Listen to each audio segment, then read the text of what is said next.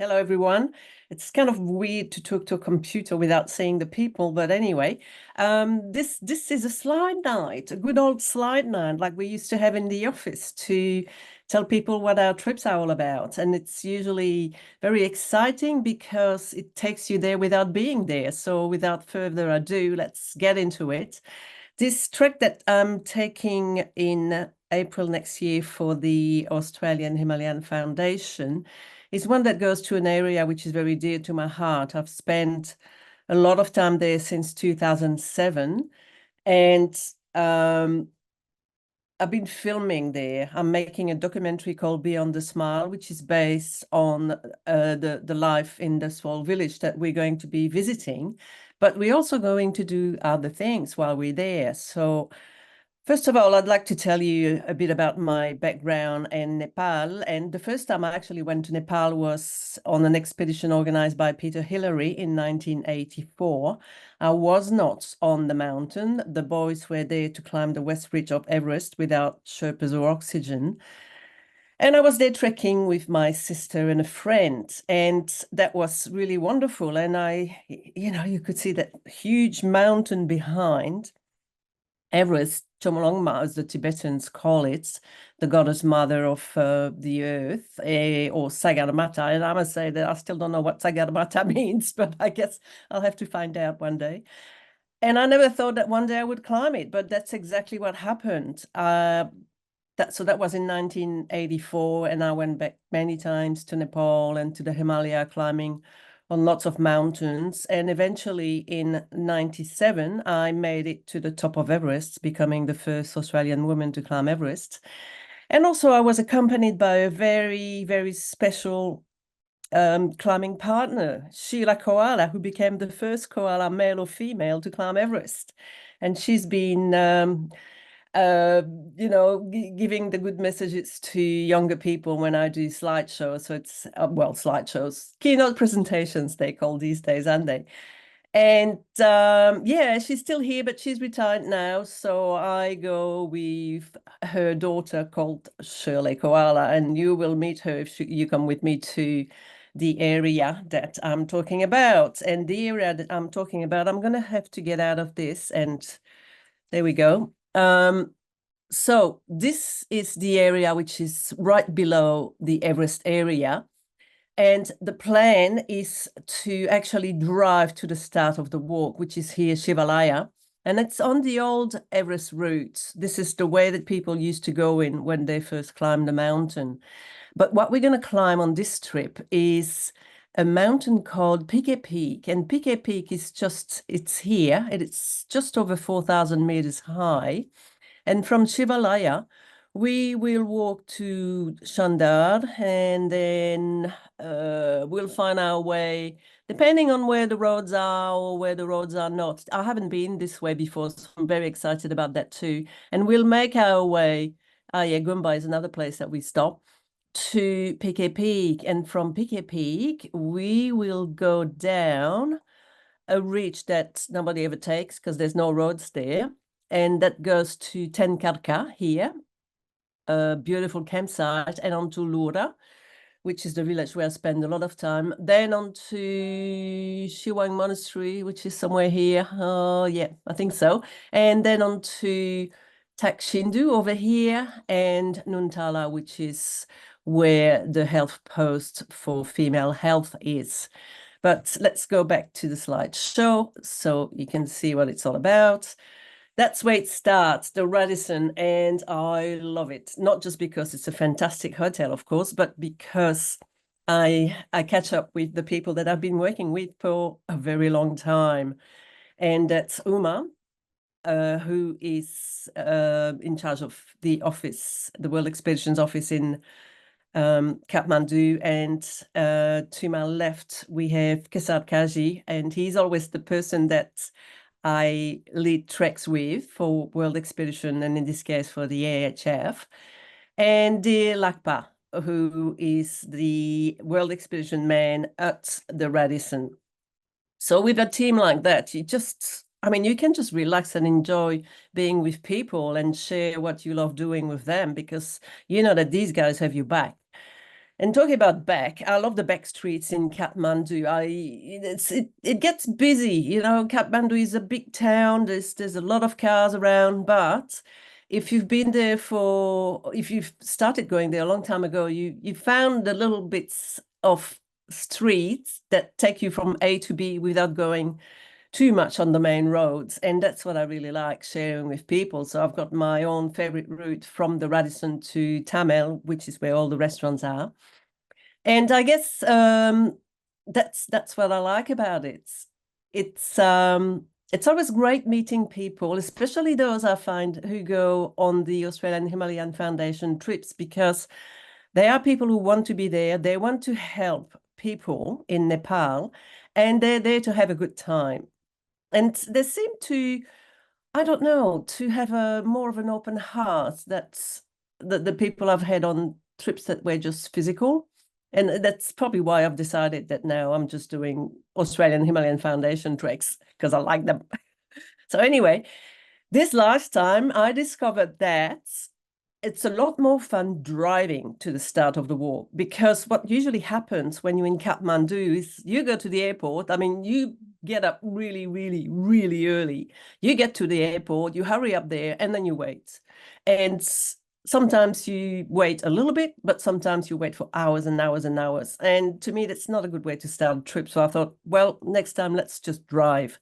And that's what we did this last time after spending too much time waiting.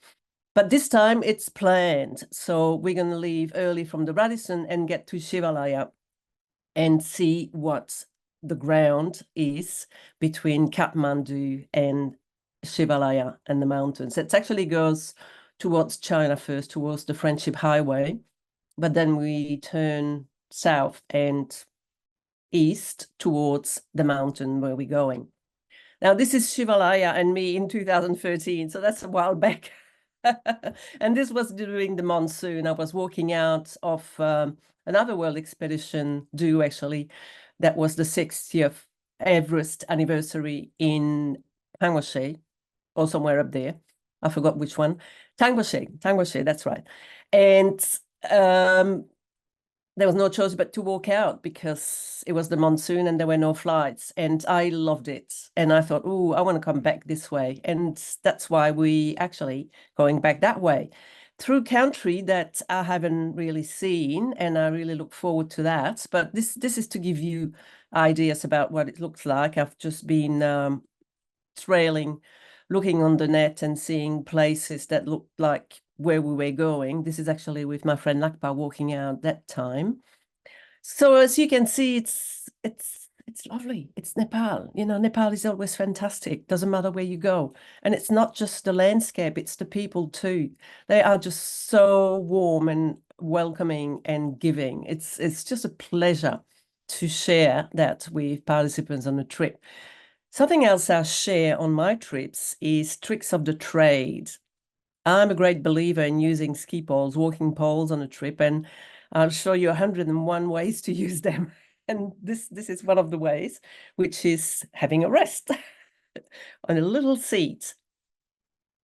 Now, the aim of the exercise before we go down to Lura is to get to the top of Pique Peak, which is 4,065 meters high.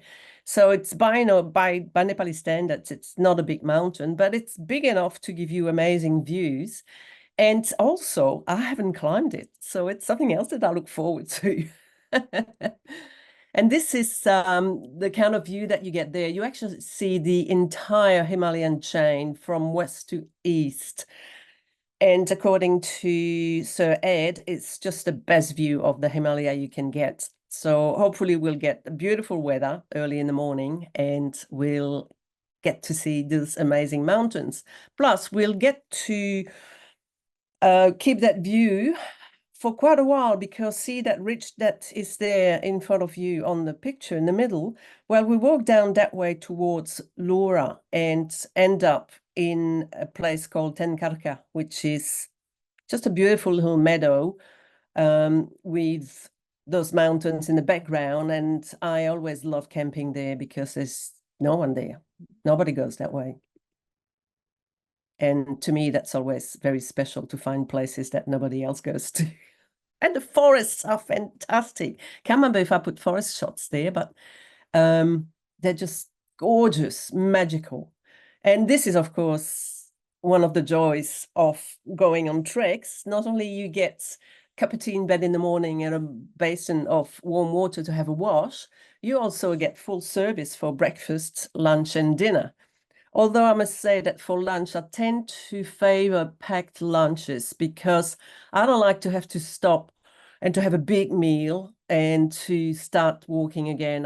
I'd rather have, just a packed lunch that we can have somewhere, sitting wherever we feel like it, not depend on the crew to get to the lunch stop, blah, blah, blah. It's a lot freer, but it's up to the participants too. I mean, I'm there to facilitate things. I'm the escort.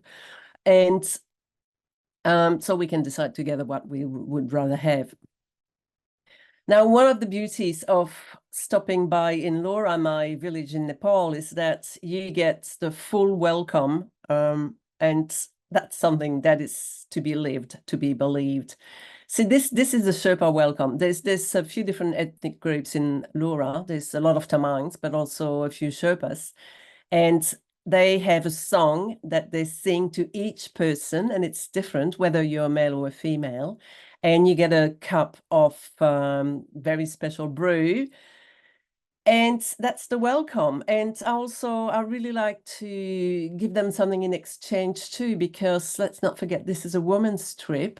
And women like having little presents. And I've given them a lot of help in the past as far as organizing literacy classes and finding money so they could do projects in town. And they do their share. Don't think that it's like, giving them a fish, not teaching them to fish.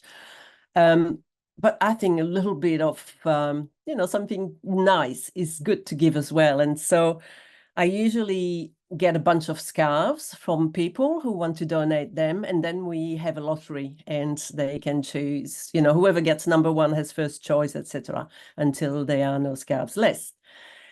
And it's a great way to get to know the people in the village, and it creates really special links with the local population. And once again, I need to stress the fact that this doesn't happen when you go on a trek to tourist destinations such as Everest Base Camp, around the Annapurnas and all that. You're just going to be a number there because, you're going to have your team looking after you, and it's fantastic because they're just all beautiful people. But there are so many tourists around. As below the Everest area, there are a lot less people, and you have much more interaction with the locals. And I find that a lot more satisfying. And that's why I want to share it with participants on treks. And this is the scout things I was telling you about. It was a lot of fun. What we also do in Lura is I organize a special puja at the local gompa for the participants. So it's just us, there's nobody else there. And obviously, because they do this for us, it makes sense to make a donation, and it doesn't have to be a lot, If you can spare $10 to give to the Goomba, that would be fantastic. And I always make sure that, I give something to. I don't know if you can hear this. This is just a quick GIF thing. I'm not sure we'll be visiting schools this time, but if we do, this is the Lura School. And once again, a beautiful welcome and a lot of fun catching up with the kids and their parents.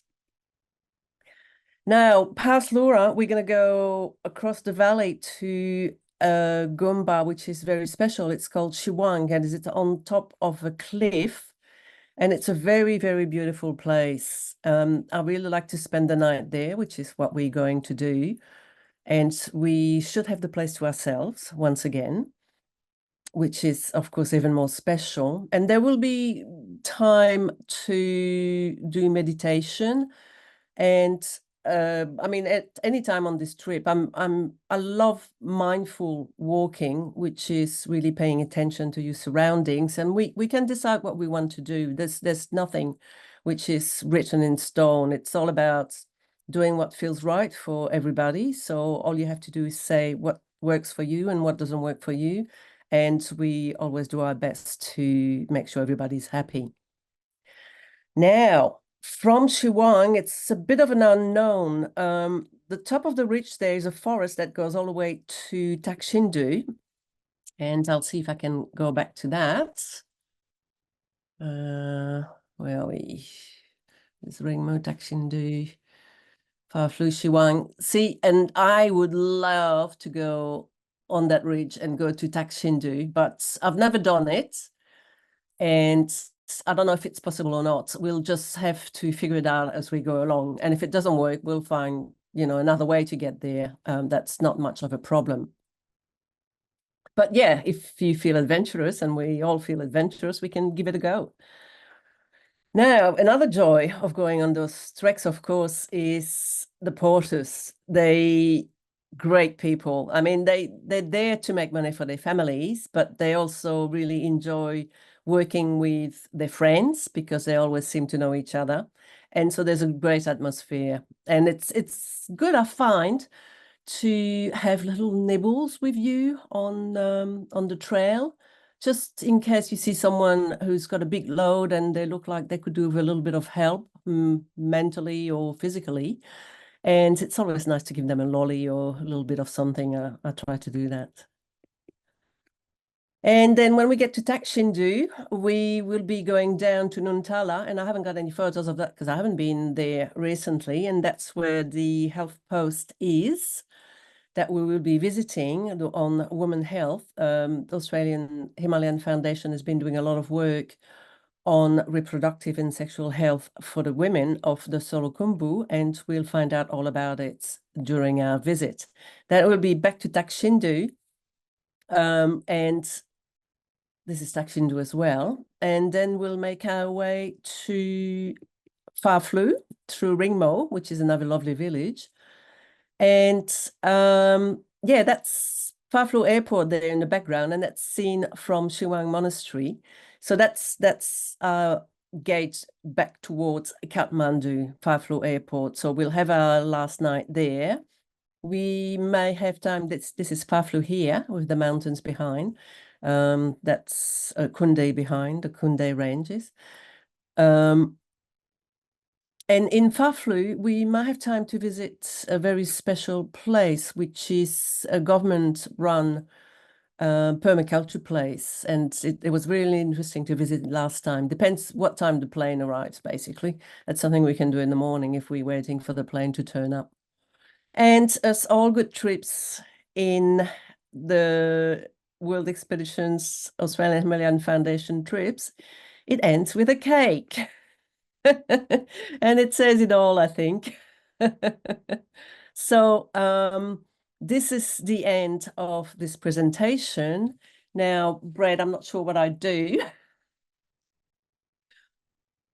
Okay, I see questions there. Right. Yeah, just read out the question, please. And if you All have right. yeah, So, hello, Brigitte. Thank you for your fantastic presentation. Looks fantastic. I have two questions. One, is the trip just running in April next year? At this stage, yes. If it runs in April, we probably will have another one, but we first need to get this one off the ground. Now, second question, I am a women's health nurse and wondered if there is any chance to volunteer at the Women's Health Centre hospital there. I'm sure that can be organized. Yeah. I mean, volunteers are always welcome, and it's just a question of getting in touch with the people who run the operation and see what happens. So there you go.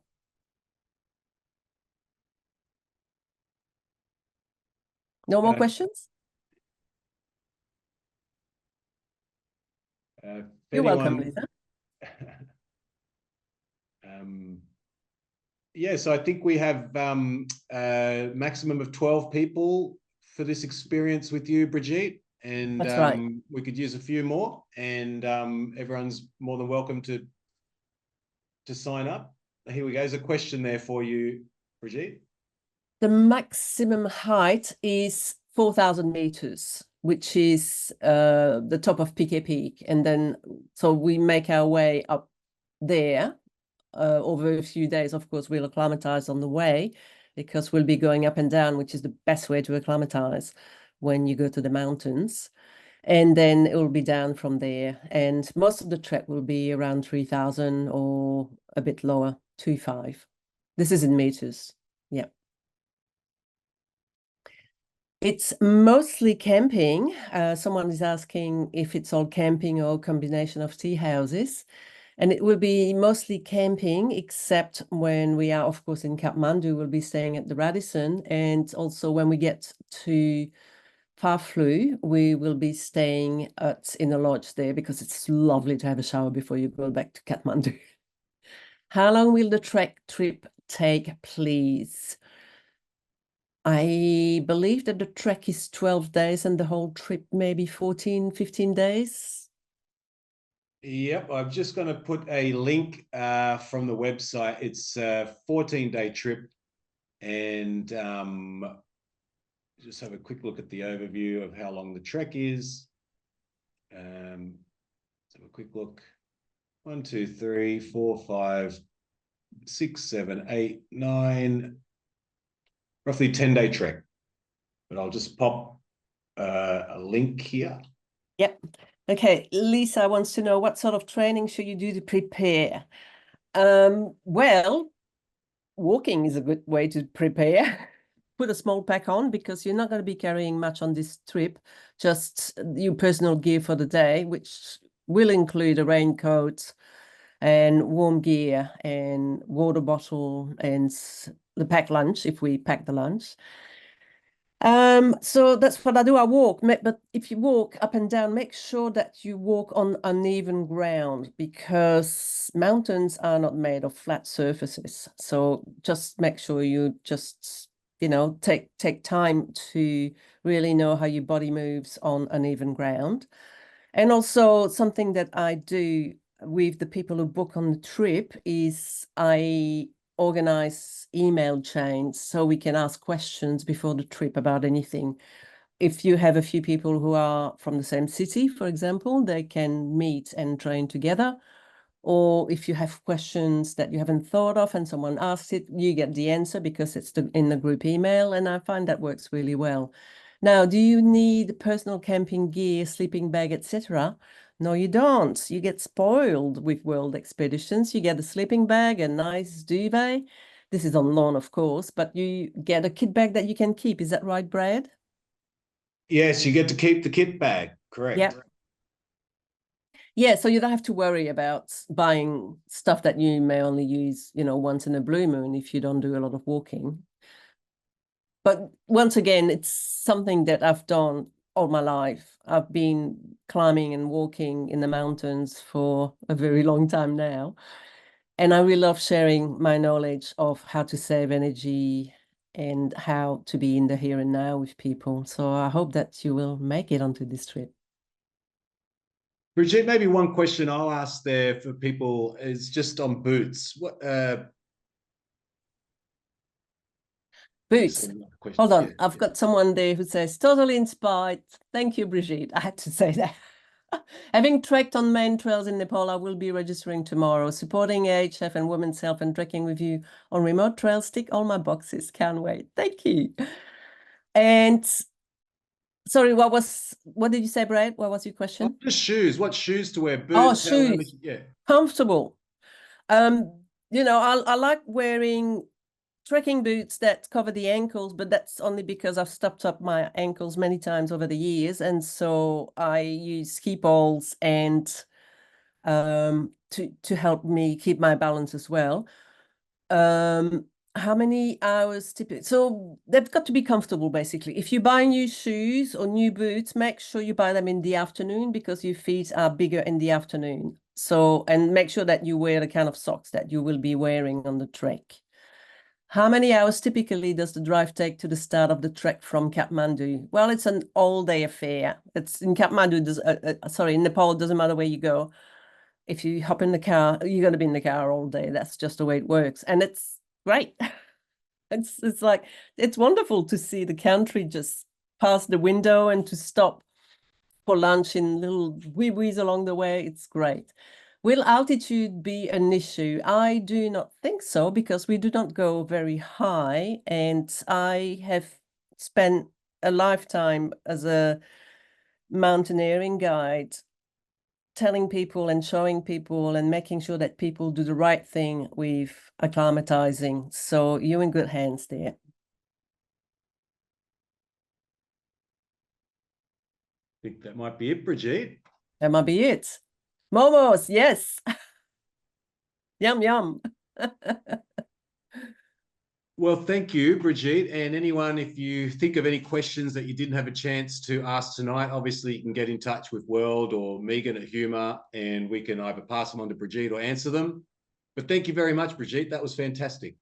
You're welcome, Brad. My pleasure. And thank you, everyone who listened to this tonight, and to those who will listen later on.